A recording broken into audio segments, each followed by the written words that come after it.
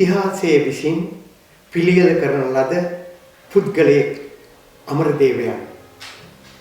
අමරදේව සූරීන් ඉතිහාසයේ නිර්මාණයක්.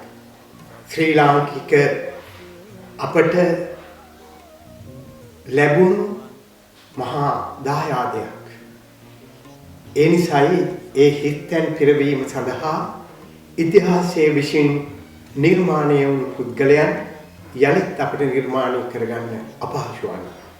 ඒ නිසා එතුමා ශ්‍රී ලංකාවට මෙන්ම ලෝකයටත් අහිමි වුණු විශිෂ්ට ශ්‍රී ලාංකික සංගීතඥ විශාරදේ මහා පඬිවරේ.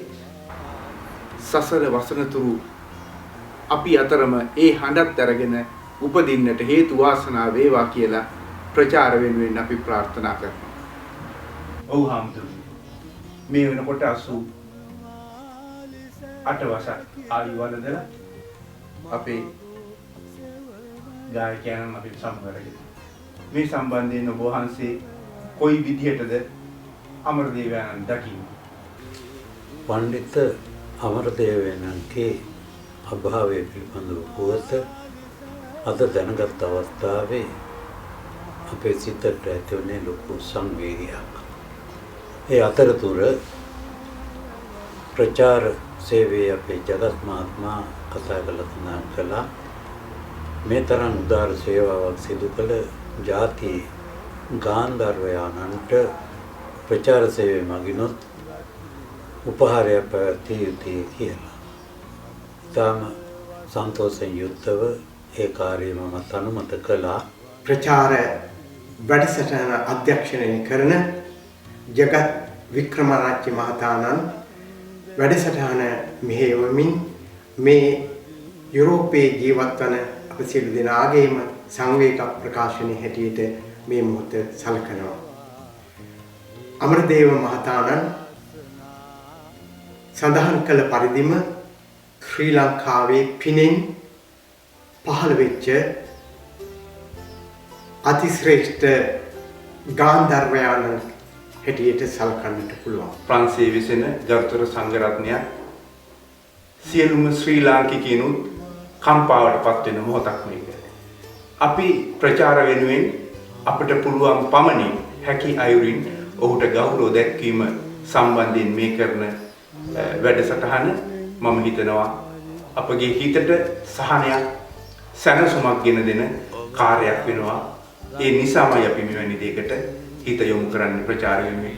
මෙවැනි පොතකින් මෙවැනි විශාල පොතකින් ඔහු ගැන වර්ණනා කළා, ඔහු ගැන ගුණ වැයුවත් මම හිතනවා ඊටත් වැඩිය තව පොත් 1000ක් ලියන්න, මහා වංශයක් ලියන්න කරුණු කාරණා ජාතියට දායාද කළ මේ පින්වත් මිනිසා වෙනුවෙන් අපි ආනන්ද හාමුදුරුවන්ගෙන් තවත් කරුණු විමසා සිටිනවා. ප්‍රචාර වෙනුවෙන් ඔබටත් මේවා යම් කිසි වැදගත්කමක් තියෙවි.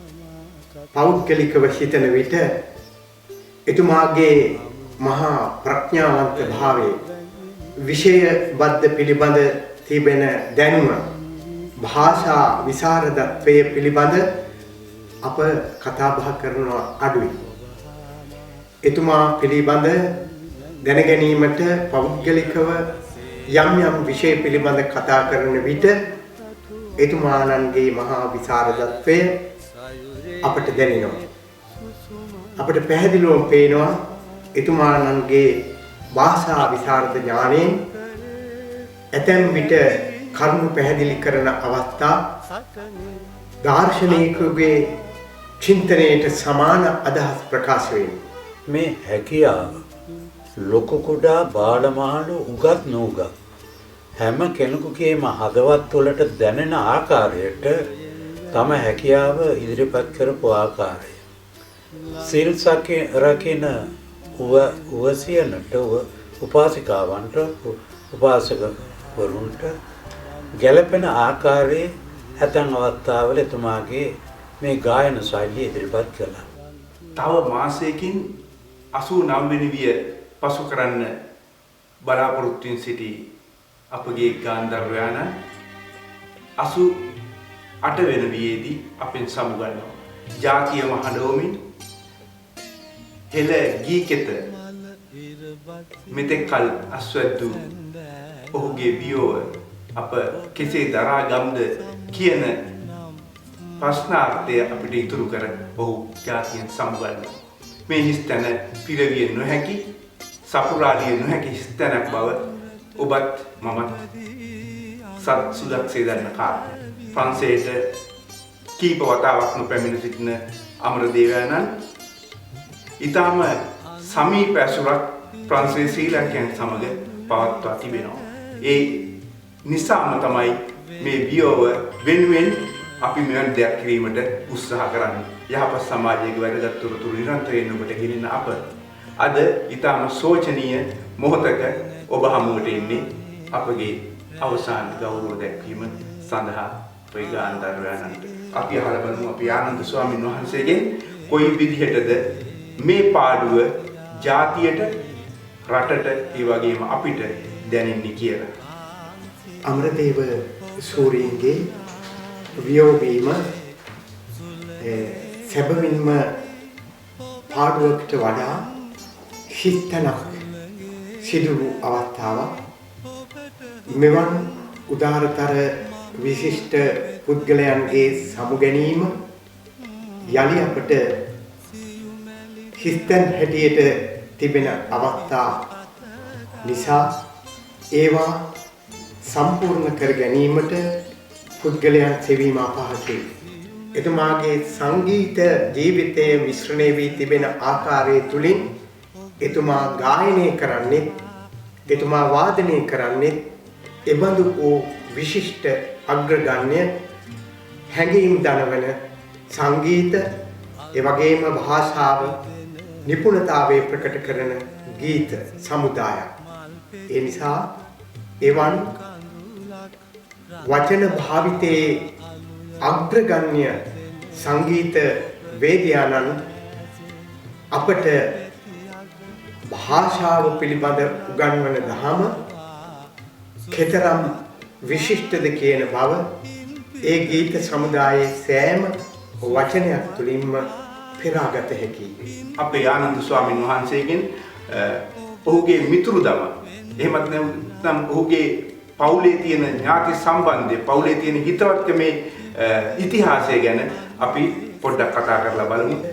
1966 වැනි කාල පරාසයක සිට එතුමා සහ එතුමාගේ පවුලේ උදවිය ඇසුරු කිරීමේ භාග්‍ය ලබා ගත්තා.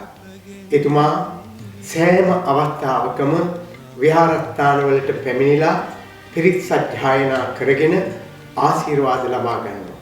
ඒ කාල පරාසය තුල එතුමා සමග පවුල පැපිලියානේ සුනේත්‍රා මහදේවී විහාරස්ථානයට පැමිණ ඒ දුවරුන් දෙදෙනා පුතණුවන් ඇතුළු සියලු දෙනාම බෝධි මණ්ඩපයේ වැලිමළුවේ සිටගෙන කරණීය මෙත්ත සූත්‍රයේ සජ්ජායනා කිරීම සිරිතක් කරගෙන තිබුණා.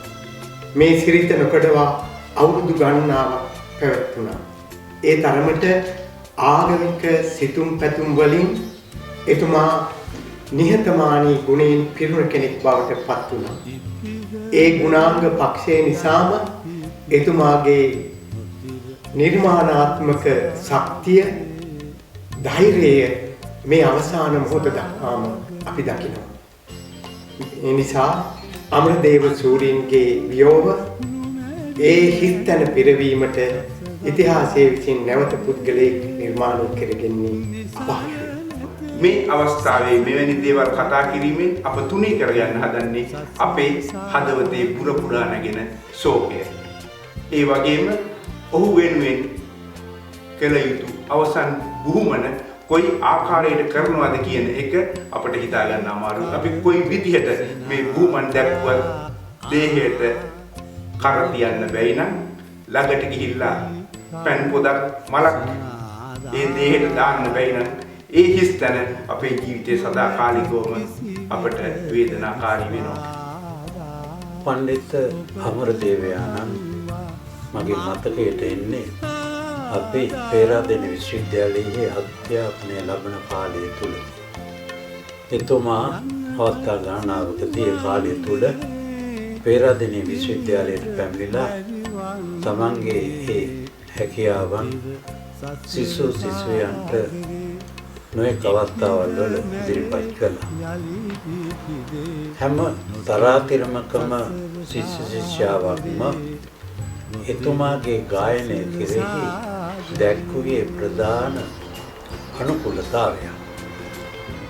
ඒ හඬ, ඒ දැනුම, ඒ සංගීතඥ දැනුම, ඒ වගේ මේ භාෂා දැනුම මේ ඔක්කොම කැටි කරගත්ත මේ වගේ එක පුද්ගලෙක් මේ විදිහට උප්පත්තිය ලබන්න මොන වගේ පුණ්‍ය කර්මයක් ඔහු සතුව තියෙන්න ඕනද හම්බුනේ?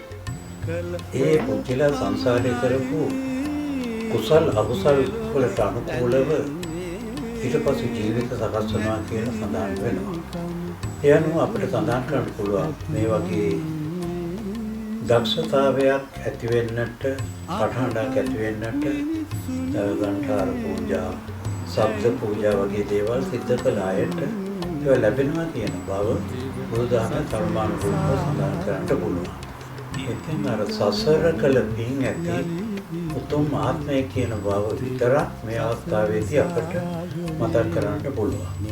එතුමාගේ ජීවිතය හැම පැත්තකින්ම සම්පූර්ණයි කියන බව සඳහන් කරන්නට ඕන.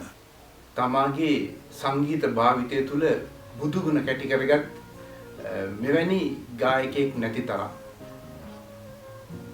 අපේ රටේ අපේ ජාතිය අනන්‍යතාවය රැකගෙන තම සංගීත භාවිතය ඉතා මැනවින් ජාතියට පුද කරපු එම ගායකයන්ට අවසාන බුහුමන් දැක්වීම සඳහා අපි අනිවාර්යයෙන්ම අපේ ගරුතර සංඝරත්නය හවුල් කරගන්නවා. අපට කළ හැකි ප්‍රණාමය මේ අයුරින් අපි අපේ ජාතිය පිණිට පහළ වූ මහා සංගීත වේදිකාවන්ට මෙසේ ආශිර්වාද නිවන් දක්නා ජාති දක්වා අපි අතරම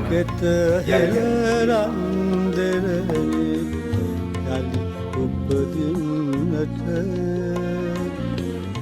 හේතුවා